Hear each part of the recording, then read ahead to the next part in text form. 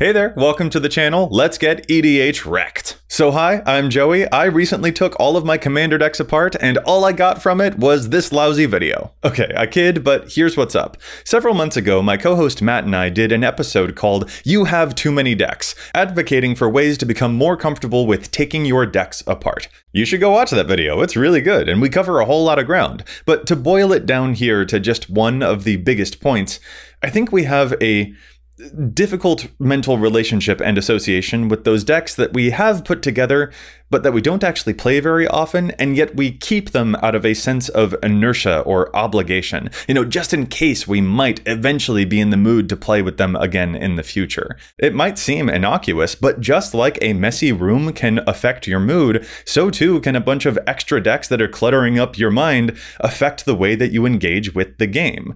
And therefore, it's sometimes important to do a little bit of spring cleaning. But I didn't just want to talk the talk, I wanted to walk the walk. So I went through my entire roster of commander decks and physically took them all apart. I did a hard reset. I returned myself to factory settings. And I made a pact with myself that I would only put a deck back together when I knew for 100% certain that I wanted to play that deck again at game night. In this video, I'd like to go over how this process went and what I learned from it, and impart those lessons with you.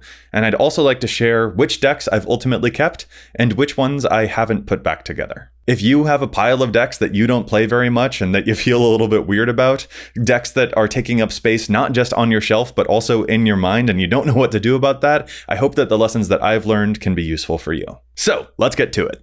Part 1. Why do this? The first thing I felt when I began this process of deconstructing all of my commander decks was frustration. the tedium of taking so many of these decks apart, of just sleeve by sleeve by sleeve. It was so bothersome in my mind, because what if I end up just putting all of these things back together? What am I doing? This will be such a waste of time if all of it's just gonna come back together anyway later, right? Plus, for a whole bunch of my decks, it's not like they're 100% full of staples or anything. A lot of them are niche strategies that have niche cards that don't have a home in any other deck. So why not just leave them put together? Why go through this process if those cards don't have another home somewhere else anyway? And another really annoying thing that constantly happened as I was taking cards out of sleeves was my brain just blurting out stuff like, no, but I love that card, and oh, that's an expensive card. Once you've taken it out of that sleeve, you'd better put it into another sleeve right away. Not to be too dramatic, but it was agony. I was like, no, my tokens, my reanimator spells, all these +1 counter synergies. Joey, how could you just abandon your babies like this? Thinking of that stuff made me want to just undo the entire enterprise. It made me regret ever starting this whole idea. But here's the thing that I found to be healthy about this part of the process. I've called this a mental spring cleaning, but it isn't just that. This entire exercise was about causing a shakeup to my system so that I don't just get stuck in a rut. If you want something you've never had, you must do something you've never done. Taking big actions can help you see things from a brand new perspective, and that's what I was after. A big move repositioned me and therefore let me glimpse a different method of evaluating my relationship to my hobbies from a more objective point of view. Didn't stop me from being mad about it in the moment, though. Now, as I said, this process was painful and frustrating and flustering, but after doing this deconstruction thing with several decks in a row, I began to notice some that just felt, for lack of a better word, that just felt right, where this exercise seemed like, yeah, this is the correct thing to try. Or rather, I noticed times where the pain of taking some decks apart was a whole lot less than the pain that I felt with some others. The ache that I felt when I de-sleeved my Mimeoplasm deck compared to the relative quietude of dismantling my Virtus and Gorm deck, yeah, that's pretty telling. I kept everything dismantled for at least 3 days, a full week if I could swing it, but I immediately had some very strong suspicions of which of my decks I would be eager to put back together right away. But I tried to make sure that I had at least a little bit of distance from each one of them, and then I would track how I felt, and which ones I was itching to remake, and which ones I didn't feel the call to put back together. Naturally, before I even got started with this whole exercise, I made sure that all of my decks were up to date on my Architect profile as well, so that if and when I put them back together, it would be super easy to do. And if you want to check any of these deck lists out, they'll all be linked down in the description below. Here's also a brief reminder that the YouTube buttons are tapped out right now in case you wanted to cast a like and subscribe. They don't have any mana up to counterspell you, so I think the coast is clear if you want to take your chance. So, which of my decks did I put together the fastest, and why? And which decks are still on the cutting room floor? Here are the results. Part 2. The Reconstruction. The first deck I slapped back together was, of course, my baby lasagna. This was undeniably the shortest turnaround. I barely made it the full 72 hours without getting this one re-sleeved and back in a deck box. She is beauty, she is grace, and she's gonna eat your face. And if my timing is correct on when this video goes out, then you may also see this deck on a brand new Shuffle Up and Play episode that just came out this week. It's safe to say that I simply will never tire of this commander. It is everything that I'd like to do wrapped up in one legend. You have to solve an interesting puzzle to enable her effect. There's a splash of aristocracy sacrifice, a good dollop of necromancy, and a dash of land synergies to boot, plus a healthy helping of tricky interaction spells. I truly believe that I'll have this list for the rest of my life. The next one I put back together was my Commander deck, in which every card must refer to a commander. This is another of my pride and joys. I just adore the concept, and yes, I do apply that restriction to my mana base as well. It's a very, very janky theme, but despite that, I find that if this deck can actually keep the commanders in play, it frankly hits like a bus. It has a very restrictive theme that you would probably call a bracket 1, but honestly, I regularly play this against precons and other bracket 2s for the fairest fight, because even with a limitation, I mean, Tana and Timna are just powerful cards, y'all, and frankly, a whole bunch of these cards are really effective. They were designed to work well in this format. Anyway, I just really enjoy this one because it's so unique, and I notice that it brings a smile to a lot of other people's faces, so I couldn't be away from that for long. I have regular opportunities to play at the bracket 2 level, so right after I dismantled all of my decks, as soon as a game night opportunity came up the following week, I was like, yeah, no, I gotta put this one back together for sure. The next decks to follow were Barakos, Party of 4, and my Golgari Delirium deck, Winter is Coming. In some ways, I was surprised that these decks would be the next ones that I felt the deepest desire to put back together so that I could play them again ASAP. But I guess Barakos has always been a source of surprises for me. Barakos mirrors the brewing experience of my Babala Saga deck in some very interesting ways. There's not only the task of trying to enable the commander's abilities in the first place, but also the additional factor of trying to strike the right density of effects in the 99, like removal or card draw, while also balancing the card types that each of those commanders care about. Playing these decks is a puzzle every turn, trying to figure out how you can achieve the types that they each need. And brewing them is similarly a strong puzzle. How can I make sure that I have enough protection effects, but I don't have too many clerics? Or how can I make sure that I have enough card draw, but also make sure that I'm not playing half as many wizards as I am warriors? And this is also echoed in my Winter deck. In some ways, it was kind of unfair to take Winter apart so quickly. He is relatively new in my roster compared to all the rest, so it was, I think, pretty inevitable that I would return to this one while I'm still living in the excitement of that new deck energy. Now, much like my favorite deck, Baba, this is also a Golgari commander who cares about card types. You'd frankly expect that perhaps it shares too much similarity to Baba and that the overlap would begin to make me wane on one of those decks a little bit. But luckily, that just isn't the case. They each do care about different card types, but Baba is really low to the ground with that, while Winter is regularly cheating out 7-drop artifacts and enchantments into play. It hits a different end of the spectrum, the other end of the card type mana curve, causing extremely little overlap and therefore a huge divergence in their playstyles. So luckily, they aren't cribbing too hard from each other's territory. All these puzzles made me very excited to put these decks back together again very quickly. Alright, now I gotta talk about some of my bracket 4 decks. Mimeoplasm was by far the most painful deck to take apart. This is my baby. I've had it since 2011. It has my most expensive cards in it. I did not like de-sleeving this one. I did put it together again relatively quickly, but I think it is worth me pointing out that I put this one together again to play it, but I haven't played it quite as much as some of the others. This is a bracket 4 deck the house down boots. It's very, very powerful, very streamlined, but most of my playgroup is kind of move past that stage. We're a little bit been there, done that with most bracket 4 stuff, and constant tutoring and shuffling, things like that, just don't appeal to us anymore. When we first started playing Commanders, we were very clearly in what we would now call bracket 1 and 2 territory when we, first began playing EDH years and years ago, and then we spent years and years playing at the level that we would now associate with bracket 4. Lots of tutors, combos, all that jazz.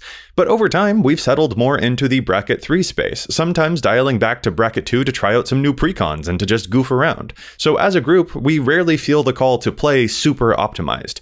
But even then, if the opportunities to play decks like these are relatively few, I still like to be prepared to meet that type of opportunity when it arrives. So to that end, it was a no-brainer for me to put together not just my Mimeoplasm deck, but also my iconic gentleman, Sir Conrad.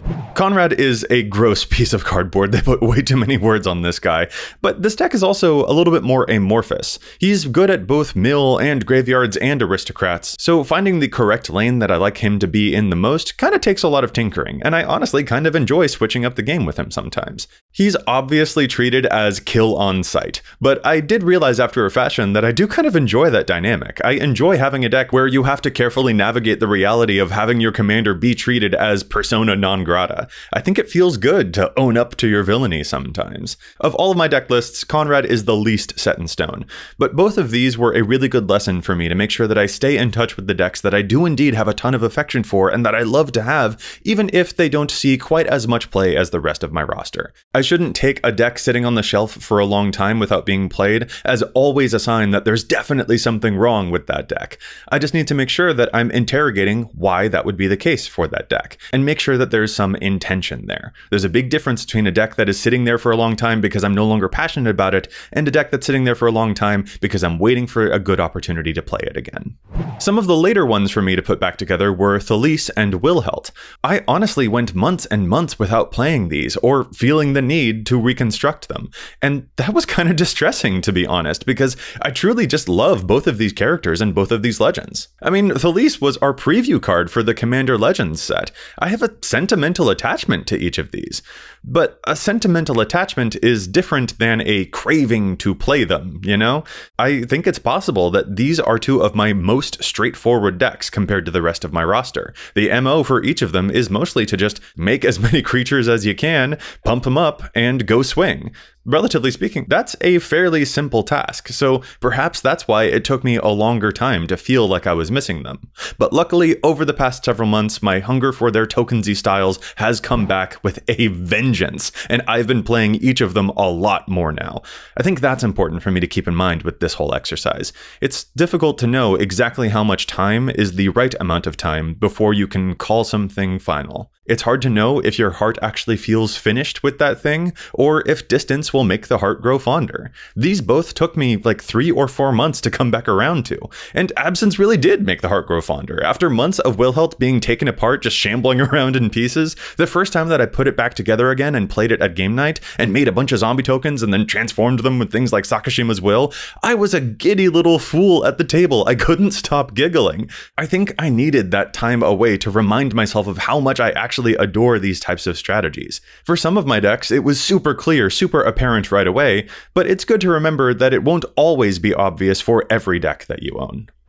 Yennett Cryptic Sovereign came back together very closely behind both of those other decks. This one involves cheating odd mana cards off of the top of the library, and in some ways, I think I was worried that all of my other decks that cheat stuff into play from the graveyard might kind of co-opt a little bit of Yennett's space, that they might have already satisfied my desire to cheat huge things into play for free.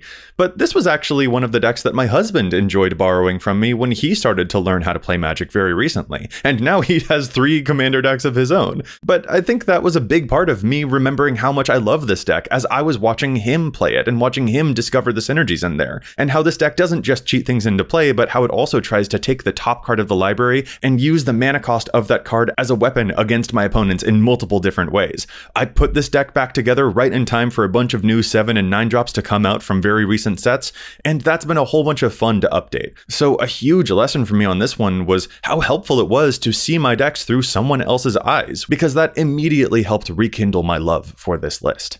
The final deck I'll mention in this section is my Marina Haunted House deck. This is a very bracket 1 list, where the cards are chosen because they are about building and being in a haunted house, rather than it being a classic Enchantress deck that you might usually associate with Marina Vendrell. I made a whole video about how I built this deck wrong on purpose. My first version of it optimized all the fun away from me, so I wanted to find a different angle that will keep it unique.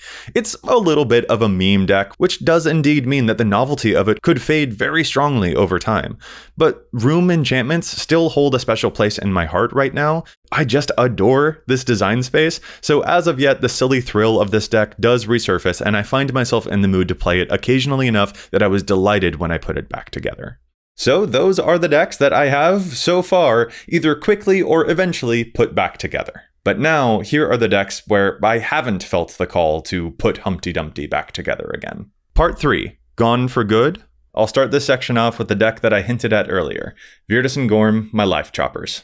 I love these little goobers. I think they're just so extraordinarily flavorful. One distracts while the other gets in a sneaky little stab, and by poking people, you drop life totals super low and can really get the game off to an extremely strange start. However, closing the game is very difficult to do in this deck without some sort of wound reflection effect to follow things up. And frankly, that one-hit KO type of combo, which knocks people out one at a time, so then some opponents might just be sitting there for a little while as the rest of us finish up the game. Yeah, with a little distance, I see a little bit better the practical realities of playing this deck. I love the theme and the flavor of it so much, but the experience of gameplay with this one just isn't something that I've yearned to go back to, which means it may be on permanent leave. Karazakar. This one hurts my soul to admit because I used to play this one all the time. Rakdos Goad is so silly and so interesting to me. I like trying to navigate the table dynamics of a board where you're puppeting other people's creatures, and you may even need to expend your resources to keep other people's creatures alive so that you can continue to goad them. It is fascinating gameplay, and you don't often get that type of motivation or experience when you're playing other archetypes in this color combination.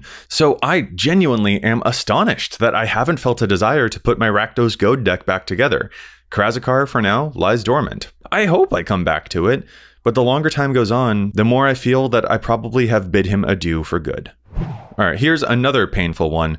As of right now, I've put back together Mimeoplasm and Conrad, but I haven't put back Titania, whom I deem to be my strongest deck. I don't play her very often, but in the past 3 years that I've been playing her, she hasn't lost a game. It's entirely possible that those things are correlated. I hold her in a certain space of reference in my head, and therefore maybe by placing her on a pedestal, I make her less accessible to me. I don't know, possibly that's a psychological block that keeps me from playing her more. But the real truth is that I think I haven't had as strong a desire to put Titania back together again because Titania is such a strong component in another of my decks, my Baba Lysaga deck.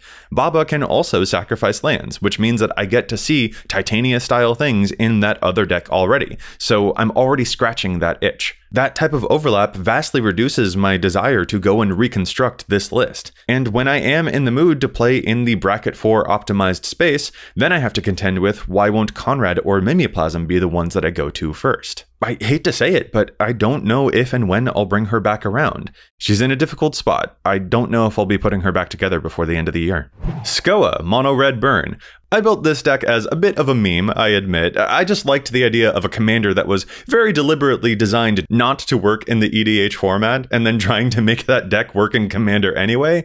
This deck also got a lot of comments of people expecting that it would be a very short-lived deck rather than a long-lasting one. And fair enough, I totally understand why something like this would present as not a long-time contender. But honestly, this deck was really interesting to build and to play. It's kind of like building up to a Spirit Bomb. You set up all of these damage amplifiers and trigger doublers and token copy makers all waiting on standby so that when you finally light the fuse and Skoa arrives, the resulting explosion is enormous. It's just a matter of timing. When is the right moment to flip that switch? That's a play pattern that is very different to like everything else in my roster, so I don't think that this one is a permanent goodbye. I think this one is a little bit more like Wilhelt and Thalise, where I just haven't had the craving for the burn to make the return yet. I don't know if I'm done with Skoa just yet. Only time will tell. And along those same lines is my Vohar Classic Reanimator deck. It may follow a similar suit. This is an extremely straightforward deck that uses the commander to just discard huge creatures into the yard right away, and then revive them with a bunch of very classic reanimation spells.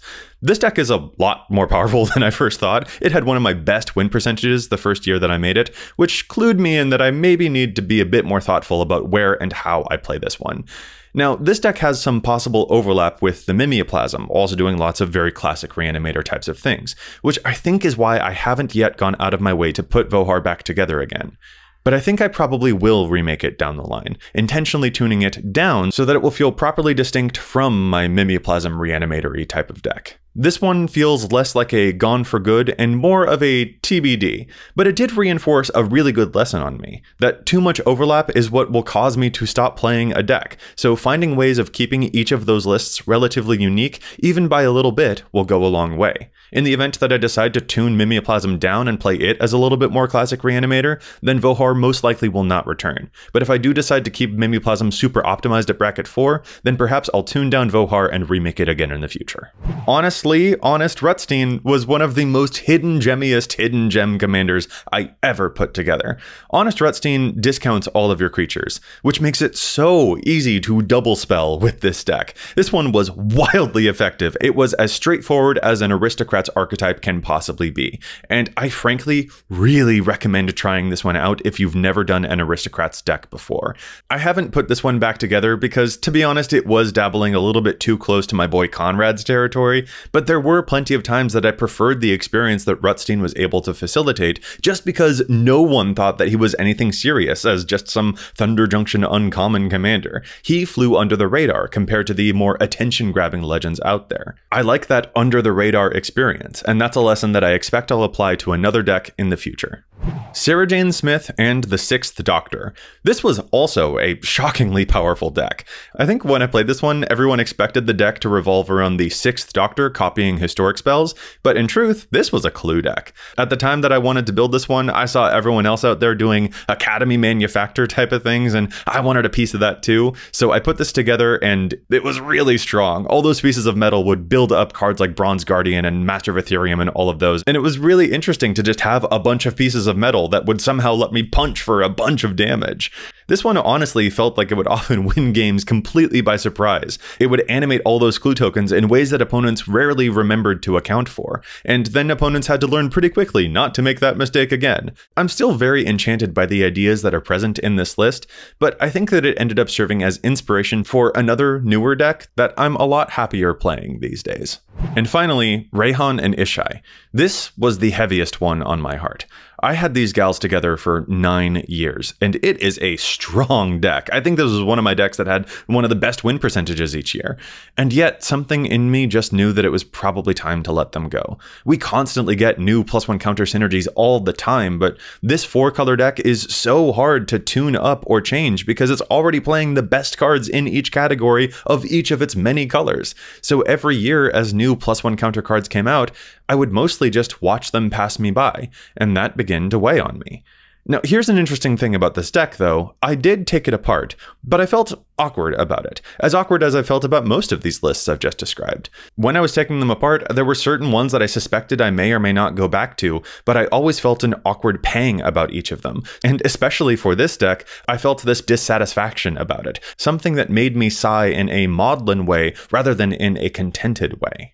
But then, a short time afterwards, I was invited onto an episode of Elder Dragon Hijinks, link in the description, to play a Khans of Tarkir themed episode when Tarkir Dragonstorm released. I didn't have any of the new Dragonstorm cards, but I asked Ailey and Olivia if Rayhan and Ishai, some old school Khans characters, would be alright, and they said yes. So I put this list back together again, and I played it in that episode. And I think that's the thing I needed. Part 4. Closure. I'm really glad I had that moment with this deck, because it made me realize that there was something I hadn't done properly with a bunch of the lists that I took apart. I never let them have their swan song. No, not the card swan song, I mean the literal definition of a swan song, one final act before they retire.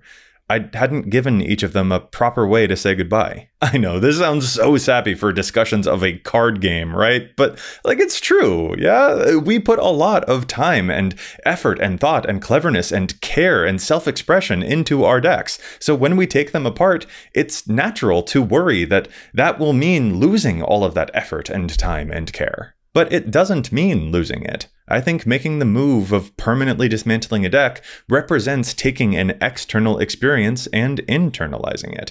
The stuff that you learned from it is now cemented more as a part of you rather than just being something that's tucked away in a deck box. And what I realized then was that in my whole Marie Kondoing and spring cleaning experiment with all of my decks here, I had not done one of the most important steps. Like, sure, I had identified whether the thing currently sparks joy or not, but I had not done the part where you thank the thing before saying goodbye to it. I had not given those decks or myself actual closure.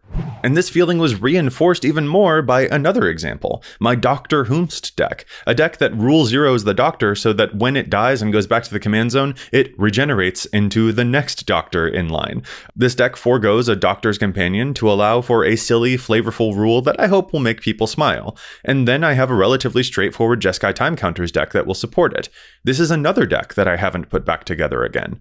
But since I had one last moment of getting to showcase it, it did kind of feel like the story of the deck is complete in some way. Now, I recognize that I just used 2 examples in a row of I got to play this deck on a gameplay channel in order for it to feel like the story of that deck was completed, which is, of course, not a universal experience. So to make sure that I'm clear here, no, I super don't think that that is the only way to give a deck closure when you've decided to permanently let it go. Those are just the easiest examples for me to grab because they're very big examples.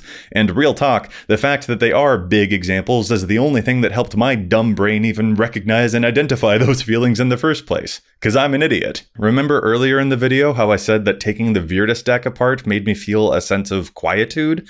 I didn't recognize it at the time, but that was actually also closure. It was just a much more subtle version of it that I have only now understood in hindsight. Some decks may require a final flourish, but that one didn't. I don't even know why, but a feeling of completeness will look different to everyone, and it will also be different for everyone for each example, because there is no universal correct way to do this. Closure is a gift that we give to ourselves, and it will take many forms. It could be that closure will take the form of just one last good game with that deck, or perhaps it will be one full game night with that deck as a send-off. Maybe even just the act of de-sleeving a deck and getting to smile at each card that you liked in it, maybe that's enough. So if you feel like you have a lot of decks that aren't really bringing you any passion, and you need to recenter yourself, and you end up going through a process that is like this at all, I think one of the most helpful things to make sure that this type of experience doesn't cause confusion nor make you flustered is to identify whether these things feel like they've gotten that closure or not.